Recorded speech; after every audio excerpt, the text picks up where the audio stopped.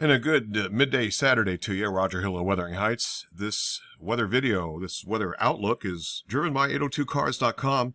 It represents 802 Toyota, Twin City, Subaru, and 802 Honda, all located off of Exit 7 on Interstate 89. Big picture, a lot of complications in this particular outlook, I got to tell you. Doesn't look like anything major here. We have a major trough here that's in the west coast. It's a relatively dry interior parts of the Great Basin, the Rockies, into the plains. This is our weather system here, kind of a mix of two different polar jet streams. The more southerly polar jet stream is kind of amped out. You can see there's a very little bit of a leftover of a shortwave trough, and this is what's controlling and pushing in that weather system. That's going to be tapering off as a little bit of rain showers later on this afternoon, dropping roughly about a ½ inch to potentially 2 inches of total snowfall. More areas are going to see probably less than 1 inch of snowfall in the valleys, and the elevation will be in play here for the most accumulations. We're not talking about a whole lot anyway. Let's get to the incrementals best explained, but before I do that, looking at the temperatures across the region and across North America, still pretty cold in Canada. Things have warmed up across the interior south and southeast United States. Kind of par for the course. We're kind of fighting with two different air masses, the cold to the north and the warm to the south. This trough will later push on in. It's going to really produce a pretty good Arctic plunge that's going to take place, it looks like, on Monday night into the day on Tuesday. Tuesday looks like it's a pretty cold day, more or less more like midwinter than late winter, as we're getting close now to March and town meeting, sugaring kind of conditions. That'll resume actually after that, and then another roller coaster ride downward, a downward trend in temperature beyond this period. We're talking late next week. Let's take a look at the incrementals. Looking at the European model here, you can see snow's moved into Vermont. This is valid at 10 o'clock this morning, and that's 1 o'clock this afternoon. You can see a little bit of green here indicating rain showers more or less as warmer air begins to sweep in behind that system and rising temperatures for this afternoon. This is valid at about 4 o'clock this afternoon. Then we get into 7 o'clock this evening. Things begin to dry out, and that weather system is going to push on out of here. It brings a good day for us on Sunday, although there'll be a considerable amount of high clouds that'll be spreading in across the region. So kind of high overcast, not a good day for solar irradiation, even though we have good project weather on Sunday. Next weather system moves in on basically Sunday night, and it's going to bring us a little bit of rain shower activity as overnight lows don't even get down to freezing. They're going to stay basically up in the 30s just a bit. And a little bit of a mix, but we're looking at some rain shower activity during the overnight period, Sunday night into Monday morning. This system moves on north of our region in Quebec. A secondary area of low pressure develops, but it's too late to lock in any kind of cold air.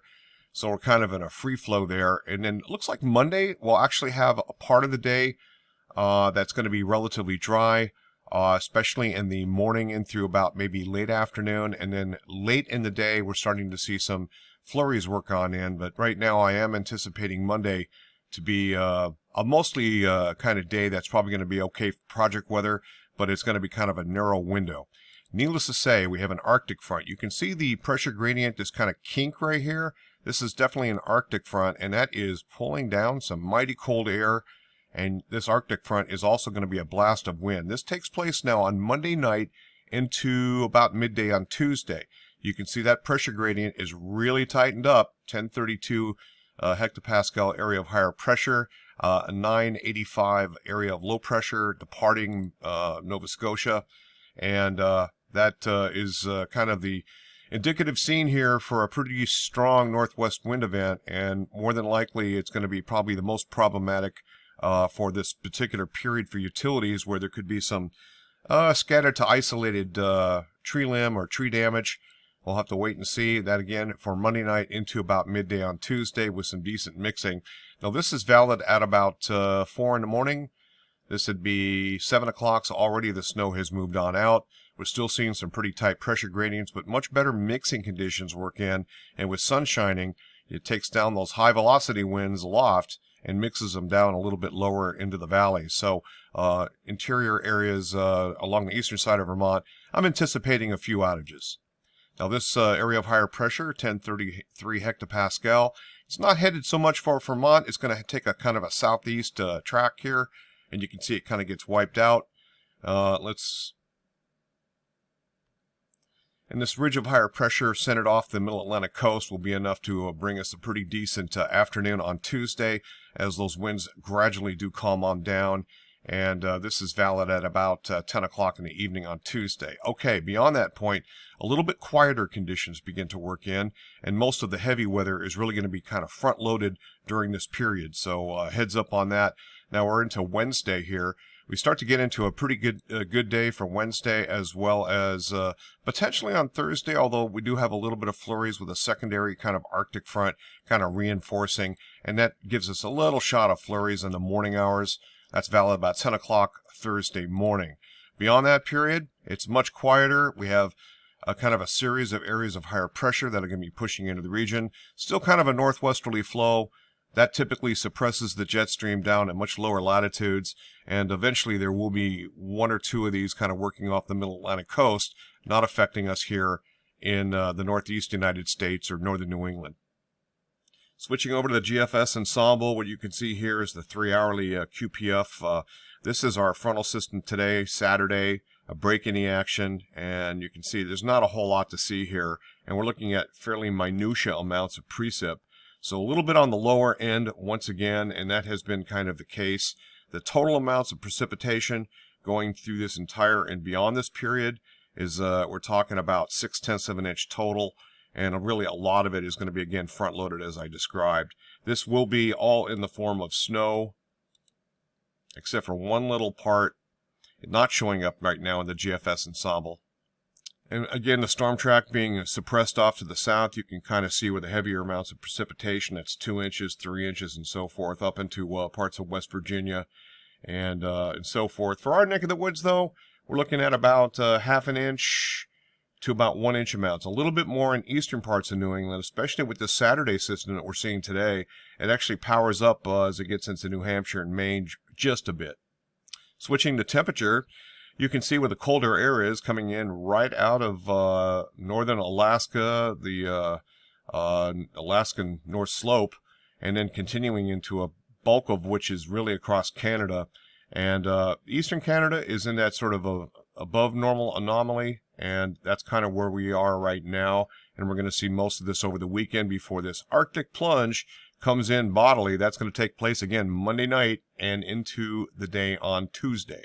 Once again, GFS ensemble, 2-meter temperatures, but looking at 850, that's the wind. This is temperature here.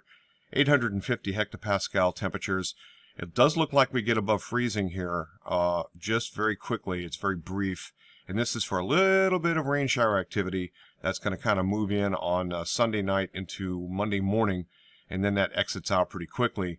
Then we take the Arctic plunge. This is what that is. And then we're kind of rebounding, but not quite to the levels we were. So slightly, a little bit more closer to seasonal norms.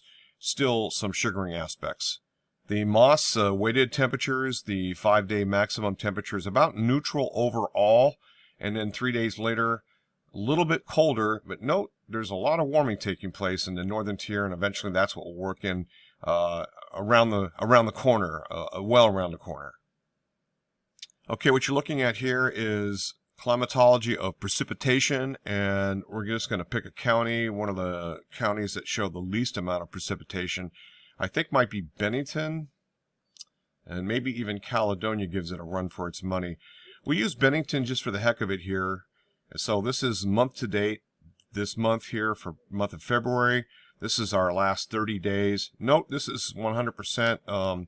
So everything is below normal, and that's really kind of how it looks. This is 60 days, 90, that's 6 months, the last year, and year to date, the last 365 days, actual year, and then the water year up to July 1st, and so forth. So going back to Vermont, you can see that every county, Addison, except for that, looks like last 6 months or so, just every county is below normal. And it has been that case, and this particular period will also be below climatological normals as well. And that's it from here. Roger Hill, Wuthering Heights. Thanks for watching.